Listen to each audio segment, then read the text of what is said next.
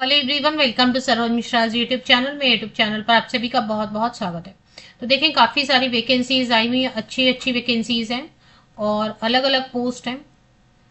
तो अलग अलग पोस्ट के लिए क्वालिफिकेशन रिक्वायरमेंट वगैरह अलग होंगी, लेकिन इसमें जो है ना, मैं वीडियो में दो पोस्ट पे फोकस करूंगी जो मास्टर डिग्री होल्डर के लिए है। अब देखें, जैसे काफ़ी सब्जेक्ट है, chemical, chemistry, biotechnology, engineering.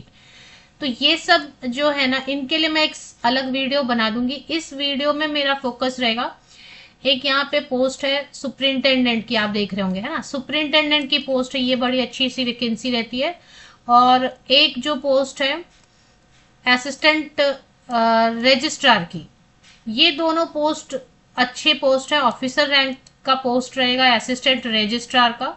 Level 10 पे 57,707 सीपीसी के हिसाब से 90,000 सैलरी, स्टार्टिंग सैलरी तो आराम से होने वाली है, 90,000 स्टार्टिंग सैलरी। तो ये दो पोस्ट जो है, इनकी डिटेल में इस वीडियो में कवर कर देती हूँ। बाकी बहुत सारे पोस्ट अलग अलग है, इनके लिए सेपरेट वीडियो बना दूंगी। नेशनल इंस्टीट्यूट ऑफ टेक्नोलॉजी या मिनिस्ट्री ऑफ एजुकेशन, शिक्षा मंत्रालय के अंतर्गत ऑटोनॉमस बॉडी है, गवर्नमेंट ऑफ इंडिया, भारत सरकार के अंतर्गत। अगर आप ऐसे भी देखेंगे तो आईआईटीज और एनआईटीज, इनको डायरेक्टली शिक्षा मंत्रालय ही, मिनिस्ट्री ऑफ एजुकेशन ही ये करती है, हैंडल करती है। और ऑटोनॉमस इंस्टीट्यूशन है, नेशनल इंपॉर्टेंस की इंस्टीट्यूशन है, मतलब राष्ट्रीय महत्व का ये संस्थान है, राष्ट्रीय प्रौद्योगिकी संस्थान। तो ये फिलहाल नोटिफिकेशन जो आई हुई है वो है दुर्गापुर से, वेस्ट बंगाल से। बट क्योंकि ये राष्ट्रीय नेशनल लेवल पर ये इंस्टीट्यूट इंपॉर्टेंस रखता है, तो अप्लाई तो आप कहीं से भी कर सकते हैं, किसी भी स्टेट से अप्लाई कर सकते हैं। तो नॉन टीचिंग पोस्ट है, लेकिन इसमें ग्रुप ए पोस्ट लिखा है ना। ग्रुप ए मतलब ऑफिसर पोस्ट होता है, ऑफिसर रैंक होता है। तो इसमें जो सीरियल नंबर 6 पे है असिस्टेंट रजिस्ट्रार, इसमें टोटल 2 वैकेंसीज हैं, दोनों अनरिजर्व कैटेगरी के लिए। अनरिजर्व मतलब अनारक्षित सीट है, मतलब इसमें general, SC, ST, PWD, EWS, OBC सभी अप्लाई कर सकते हैं। लेवल 10। अच्छा, फीस नहीं है यहाँ, जो फीस लिखी हुई है ना, ये सिर्फ male candidate, unreserved, OBC, EWS candidate के लिए। बाकी जो फीमेल, एससी, एसटी, पीडब्ल्यूडी है, उनके लिए फीस नहीं है, जीरो फीस है। तो ये असिस्टेंट रजिस्ट्रार वाली पोस्ट सीरियल नंबर 6 पे ग्रुप ए में है, वो कवर कर लेते हैं, उसकी डिटेल। और बाकी जितने आपको पोस्ट दिखाई दे रहे हैं ना, इनके लिए एक वीडियो आपको जल्दी दूसरी भी मिल जाएगी, क्योंकि इतना सारा है पोस्ट की, एक ही वीडियो में सारा जो है ना कंफ्यूज हो जाएगा। अब देखें, जूनियर असिस्टेंट की भी पोस्ट है, 14 वैकेंसीज है, तो अपॉर्चुनिटी इसमें काफी है। तो एक और पोस्ट मैंने आपको बताया सुपरिंटेंडेंट वाली, है ना। सुपरिंटेंडेंट वाली जो पोस्ट है वो ग्रुप बी में आ रहा है। तो ये ग्रुप बी में आ रहा है, सुपरिंटेंडेंट सीरियल नंबर 11 पर। इसमें 5 वैकेंसीज है, जिसमें 4 अनरिजर्व में। अनरिजर्व मतलब जनरल, कोई भी अप्लाई कर सकते हैं इसमें। ओबीसी कैंडिडेट के लिए एक सीट रिजर्व है, बाकी सभी एससी, एसटी, पीडब्ल्यूडी, ईडब्ल्यूएस कोई भी इसमें यूआर में अप्लाई कर सकते हैं। इसमें लेवल 6, इसकी सैलरी लेवल 6 पे तकरीबन 57,000, 60,000, 60,000 तक मिलेगी सुपरिंटेंडेंट की। अब इसकी क्वालिफिकेशन, एज क्राइटेरिया इन दोनों पोस्ट की केवल चेक करेंगे। बाकी पोस्ट के लिए आपको थोड़ा वेट करना होगा, मैं अलग वीडियो बना के। इनकी जो ऑनलाइन एप्लीकेशन है वो 12 नवंबर से ही शुरू हो चुकी है। काफी दिन से मेरे पास थी एडवर्टीजमेंट, बट बीच में अभी केवीएस, एनवीएस की नॉन टीचिंग आ गए, टीचिंग वैकेंसीज आ गई। तो 21 डेज तक आप एप्लीकेशन कर सकते हैं। 12 नवंबर से 21 डेज काउंट कर लीजिए, कितना टाइम रहेगा। 18 डेज तो आपको नवंबर में ही मिलेगा, और तीन तीन दिन दिसंबर में। तो दिसंबर का वेट ही नहीं करना, नवंबर एंड तक लेटेस्ट आप अप्लाई कर लीजिए। सिलेक्शन क्राइटेरिया क्या रहने वाली है, सिलेबस वगैरह क्या रहेगा, वो सारी चीजें मैं आपको वीडियो में बता देती हूँ। तो देखें, सभी पोस्ट के लिए अलग अलग से क्वालिफिकेशन ठीक से बताया है। तो जो फ्रेशर वाली वैकेंसी है ना, असिस्टेंट रजिस्ट्रार, सीरियल नंबर 6 पे, पेज नंबर 6 पे, ये पेज नंबर 6 पे है, सीरियल नंबर 6 पे। 35 ईयर्स तक के कैंडिडेट, मिनिमम तो देखें, मिनिमम नहीं अगर लिखा है तो मैं बोलती हूँ मिनिमम क्या, मिनिमम 18 साल में किसी का पीजी नहीं होता, पर मिनिमम जो एक एज होती है जॉब करने की वो मैं लिख देती हूँ। 18 to 35 ईयर्स के सारे के सारे सीट तो इसमें दोनों अनरिजर्व कैटेगरी है। तो 18 से 35 साल तक के, 18 to 35 ईयर्स तक के कैंडिडेट जो है वो कर सकते हैं अप्लाई। इसमें क्या मांग रहे हैं, इसमें इनकी जो रिक्वायरमेंट क्या है वो देखेंगे। इसमें रिक्वायरमेंट बता रहे हैं कि master degree in master degree in any discipline, किसी भी सब्जेक्ट से मास्टर डिग्री होना चाहिए 55% या अबव मार्क्स के साथ में, 55% या अधिक अंकों के साथ में आपने स्नातकोत्तर की डिग्री ली हुई है, तो बस इतना काफी है। बस इतना काफी है। अगर आपने स्नातकोत्तर, पोस्ट ग्रेजुएशन, मास्टर डिग्री किसी भी विषय से किया हुआ है, किसी भी विषय से 55% या अधिक अंकों के साथ में, तो आप बिल्कुल एलिजिबल हैं। या फिर जो जॉब करते हैं उनके लिए वो भी अप्लाई कर सकते हैं। तो जॉब अगर आपकी ऑलरेडी है तो प्रमोशन के लिए बहुत लोग अप्लाई करते हैं ना, तो वो भी देख लें। सुपरिंटेंडेंट की अगर पोस्ट पे आपने या प्राइवेट सेक्रेटरी की पोस्ट पे ऑलरेडी काम किया हुआ है, गवर्नमेंट जॉब किया हुआ है, तो वो भी कर सकते हैं अप्लाई 5 ईयर्स एक्सपीरियंस के साथ। नहीं तो फिर सिर्फ मास्टर डिग्री अगर है तो एक्सपीरियंस की जरूरत नहीं है। डिजायरेबल में जो चीजें लिखी होती है ना वो जरूरी नहीं होती है। डिजायरेबल में जो चीजें लिखी होती है, जैसे कि अभी 2 कैंडिडेट का या 2 से ज्यादा कैंडिडेट का मार्क्स जो है टाई हो गया, तो अब किसको प्रेफरेंस देंगे? तो जिनके पास मैनेजमेंट इंजीनियरिंग लॉ की डिग्री उनको प्रेफरेंस दे देंगे। जिनके पास जो चार्टर अकाउंटेंट है या कॉस्ट अकाउंटेंट है उनको दे देंगे ऑप्शन में। तो ये तब यूज करेंगे जबकि मार्क्स वगैरह एक ही जैसे आगे 2 कैंडिडेट के या 2 से ज्यादा कैंडिडेट के। अब असिस्टेंट लाइब्रेरियन के भी कुछ वैकेंसीज हैं जिनके पास नेट या सेट है और लाइब्रेरी साइंस है, इंफॉर्मेशन साइंस में मास्टर डिग्री किया हुआ है, वो चेक कर लीजिए। अभी नेक्स्ट मैं कवर करके दे रही हूँ आपको सुपरिंटेंडेंट की, क्योंकि ये भी अच्छी पोस्ट है। अब सुपरिंटेंडेंट की जो पोस्ट है इसमें अपर एज लिमिट है 30 ईयर्स, तो 18 to 30 ईयर्स तक के कैंडिडेट, 18 से 30 साल, देखिए मिनिमम 18 साल में कुछ कोर्स कम मतलब पढ़ाई कंप्लीट नहीं होती है, बट एक जो एज फिक्स किया गया है कि मिनिमम क्या होना चाहिए, तो उसके लिए मैं एक लिख देती हूँ कि चलिए 18। तो 18 to 30 ईयर्स तक के जनरल कैंडिडेट अप्लाई कर सकते हैं, और बाकी रिजर्व कैटेगरी के कैंडिडेट भी तो यूआर में अप्लाई करेंगे क्योंकि इसमें सीट नहीं है, ओबीसी के लिए केवल सीट है। तो जो यूआर में अप्लाई करेंगे उनको तो फिर एज में रिलैक्सेशन मिलेगी नहीं। इसमें आप मास्टर डिग्री के बेसिस पे भी अप्लाई कर सकते हैं किसी भी विषय से। देखें क्या लिखा है, master degree in any discipline, है ना। 50% या वो मार्क्स के साथ में आपने किसी भी विषय से स्नातकोत्तर, पोस्ट ग्रेजुएशन या मास्टर डिग्री किया हुआ है, तो आप फ्रेशर भी हैं तो भी आप अप्लाई कर सकते हैं। या अगर कोई ग्रेजुएट भी है, मास्टर डिग्री नहीं हुआ है, ग्रेजुएशन भी किया हुआ है, 60% ग्रेजुएशन के बेसिस पे अगर करेंगे तो 60% अंक चाहिए। और अगर ग्रेजुएशन नहीं है में नहीं है 60%, तो आप मास्टर डिग्री 50% के साथ भी अप्लाई कर सकते हैं। तो इन दोनों पोस्ट के लिए आप अप्लाई कर लीजिए। फीस की डिटेल तो वहीं लिखी हुई थी। सबसे पहले फीस नहीं है किन के लिए वो देखेंगे। जिनका सीजीपीए में है ना उनके लिए है कि 60% के लिए 6.5 सीजीपीए होना चाहिए, ऐसे बता रहे हैं। 60% जहां लिखा है ना वहां पे अगर सीजीपीए से आपने पास किया हुआ है सिस्टम से, सीजीपीए सिस्टम से बहुत लोग पास करते हैं, तो 6.5 होना चाहिए।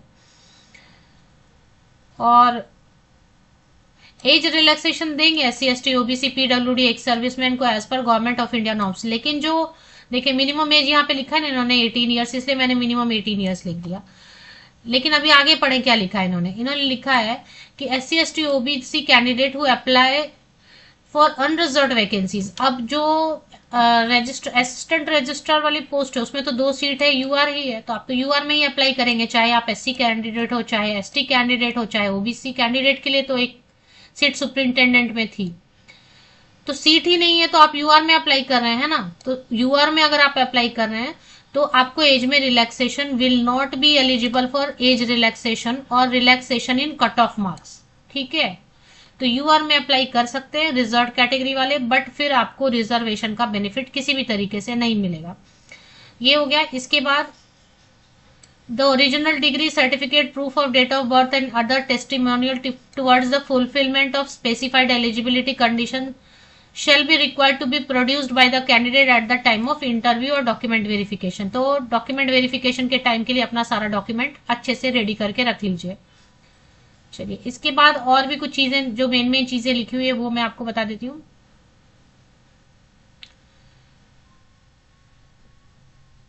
हाँ, पॉइंट नंबर 36 पे इन्होंने लिखा हुआ है कि no application fee required for SC, ST, PWD and female candidate. अब आप फीमेल कैंडिडेट है किसी भी कैटेगरी के, या फिर आप SC, ST, PWD, ex serviceman है, तो आपको कोई भी फीस नहीं लगेगी। बट फिर वही है कि अब आप यूआर में अप्लाई कर रहे हैं तो देखिए आपको फीस लेते हैं या नहीं लेते हैं।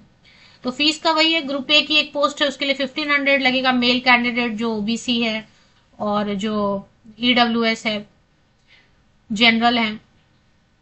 बाकी जो ग्रुप बी में एक सुपरिंटेंडेंट की पोस्ट है उसके लिए 1000, जो भी फीस लगेगी वो नॉन रिफंडेबल होगी। पेमेंट ऑनलाइन करना है। ऑनलाइन एप्लीकेशन पोर्टल ओपन हो चुका है, जारी है। 12 नवंबर से ही ऑनलाइन एप्लीकेशन पोर्टल जारी हो गया। Candidate should upload all supporting documents, maximum size of 10 MB।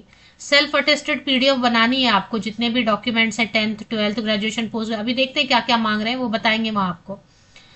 Syllabus of written test या skill test is available in annexure A. तो चलिए चलते हैं इसकी ऑफिशियल वेबसाइट पे एक बार और देख लेते हैं। तो एनआईटी दुर्गापुर की ऑफिशियल वेबसाइट है और इसकी ऑफिशियल वेबसाइट पर यहाँ पे नीचे में आप देखेंगे करियर सेक्शन दिया हुआ है इन्होंने।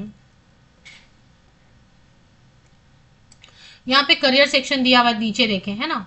तो करियर सेक्शन पे एक बार क्लिक कर लेते हैं।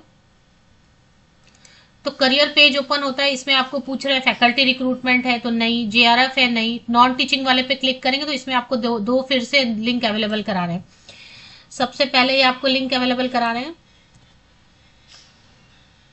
Non teaching recruitment advertisement and non teaching recruitment online application. तो ये एडवर्टीजमेंट है, इस पे एक बार क्लिक कर लेते हैं। फिर से ऑनलाइन एप्लीकेशन पे क्लिक कर लीजिए। ऑनलाइन एप्लीकेशन पे ही सब मिल जाएगा आपको, एडवर्टीजमेंट भी मिल जाएगा, सब कुछ।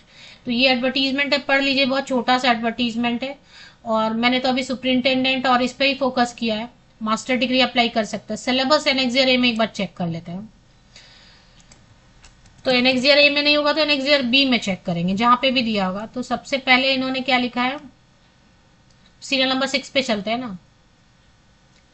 मेडिकल, हाँ, असिस्टेंट रजिस्ट्रार के लिए इन्होंने क्या बोला है कि डोमेन टेस्ट होगा एमसीक्यू 90 मिनट्स का, मतलब 60 मिनट्स एंड 30 मिनट्स, मतलब 1.5 घंटे का, और 100 मार्क्स का क्वेश्चन रहेगा। वस्तुनिष्ठ प्रश्न, ऑब्जेक्टिव टाइप क्वेश्चंस रहेंगे और फिर इंटरव्यू रहेगा। और मेरिट लिस्ट जो है ना सिर्फ फेज 2 के इंटरव्यू के बेसिस पे करेंगे। फेज 1 से सिर्फ शॉर्टलिस्टिंग करेंगे, इसका मार्क्स ऐड नहीं होगा। ये जो पहला वाला है ना, इसका मार्क्स ऐड नहीं होगा मेरिट लिस्ट बनने में। मेरिट लिस्ट बनने में सिर्फ इंटरव्यू का कंट्रीब्यूशन रहेगा। फेज 1 से सिर्फ शॉर्टलिस्टिंग करके फेज 2 इंटरव्यू में लेके आएंगे। पूछेंगे क्या क्या, तो इसमें सिलेबस दे दिया है। एलटीसी क्या होता है आपको पता होना चाहिए। जैसे कि सुपरिंटेंडेंट की जो पोस्ट होती है या जो असिस्टेंट रजिस्ट्रार की पोस्ट होती है, उसमें आपको गवर्नमेंट का जो भी रहता है ना, डेपुटेशन क्या होता है, डेपुटेशन का मतलब क्या है, बहुत लोगों को नहीं पता। लियन रूल्स क्या है, टीए मतलब नहीं पता होता। टीए मतलब होता है ट्रेवलिंग अलाउंस, डीए मतलब होता है डियरनेस अलाउंस, महंगाई भत्ता। तो करंट डीए कितना चल रहा है आपको पता होना चाहिए, या कैसे डीए कैलकुलेशन। एलटीसी क्या होता है, ये सब जो टर्म्स है ना, ये गवर्नमेंट जॉब जो भी करते हैं उनको पहले से पता होता है। आपको नहीं पता तो आप गूगल करिए, गूगल करके ये सब पढ़ लीजिए। सिंपल चीजें हैं, ये किसी भी एम्प्लॉय को पता होना चाहिए। अगर आप कॉन्ट्रैक्ट की जॉब भी करते हैं या आप किसी प्राइवेट संस्थान में भी काम करते हैं, कि टीए क्या होता है आपको पता नहीं। कल हो सकता है ना आपको टीए लेने की जरूरत हो, आपको ट्रैवलिंग का काम मिले तो आप क्लेम करेंगे ना, मुझे टीए चाहिए, मुझे टीए दीजिए, है ना। तो मेरे साथ एक बार ऐसा हो गया, मुझे नहीं पता था कि मेरी पहली जॉब थी तो मुझे पता नहीं था कि अगर मैंने ट्रैवल किया तो मुझे टीए मिलेगा। तो मैंने देखा बाद में सभी कैंडिडेट्स को टीए मिल रहा है और मैंने क्लेम ही नहीं किया क्योंकि मुझे पता नहीं था। तो पता होना चाहिए हर चीज। तो जीपीएफ क्या होता है, एनपीएस न्यू एनपीएस रूल क्या है, फिर एनआईटी एक्ट्स क्या है, बीओजी फाइनेंस कमेटी क्या होती है, उसका काम क्या होता है, फंक्शन क्या होता है, बिल्डिंग एंड वर्क कमेटी क्या होती है, senate and NIT council, HODs HOCs, recruitment rules क्या होते हैं, प्रोसीजर, पेंशन रूल्स क्या है, अभी new pension scheme, old pension scheme, क्या फर्क है, procurement of goods and services. फिर सिलेबस फॉर फेज 2, इंटरव्यू लेंगे ना फेज 2 में। तो इंटरव्यू में वही पूछेंगे आपका एजुकेशनल बैकग्राउंड क्या है, क्या पढ़ाई की, क्यों पढ़ाई की, कैसे पढ़ाई की, स्किल सेट आपका, आपके क्वालिटीज क्या हैं, या आप अपने बारे में क्या सोचते हैं कि क्या आप में कमी है, ये सारी चीजें जो है ना। तो कमी में कभी भी नहीं बताना होता है कि कमी है कुछ। कमी में ऐसी चीजें बतानी होती है जैसे कि मैं बहुत इमोशनल हूँ, या फिर ऐसे बताना होता है कि मैं नो नहीं बोल पाता हूँ, नो नहीं बोल पाती हूँ। तो ऐसी चीजें बता जो कमी आपकी लगे नहीं। एक्सपीरियंसेस अगर हैं तो वो आपको बताना होता है। आपके हॉबीज बतानी होती है अच्छे से संभाल के, क्योंकि फिर उस पर वो क्वेश्चंस बनाते हैं। तो पर्सनल इंटरव्यू बहुत ही आसान रहता है, वो जितना आप टैक्टफुली और पीसफुली हैंडल करते हैं। तो ये वाला जो होता है ना, ये बस देखते हैं कि आप ऑफिसर बनने के लायक जो है ना मतलब पीसफुली काम होके सिचुएशन को, कई बार वो आपको कट करते हैं बीच में कि आप गलत बोल रहे हैं, आप गलत तरीके से, तो बस पीसफुल रहना है। ये वाला जो सेक्शन है इसमें देखें कुछ भी सिलेबस नहीं है, बस आपकी टेस्ट करेंगे कि ऑफिसर बनने लायक है या नहीं। तो एनआईटी दुर्गापुर के ऑफिशियल वेबसाइट की लिंक के लिए मेरे इसी यूट्यूब वीडियो के डिस्क्रिप्शन बॉक्स को नीचे तक स्क्रॉल डाउन करके चेक कर लीजिए।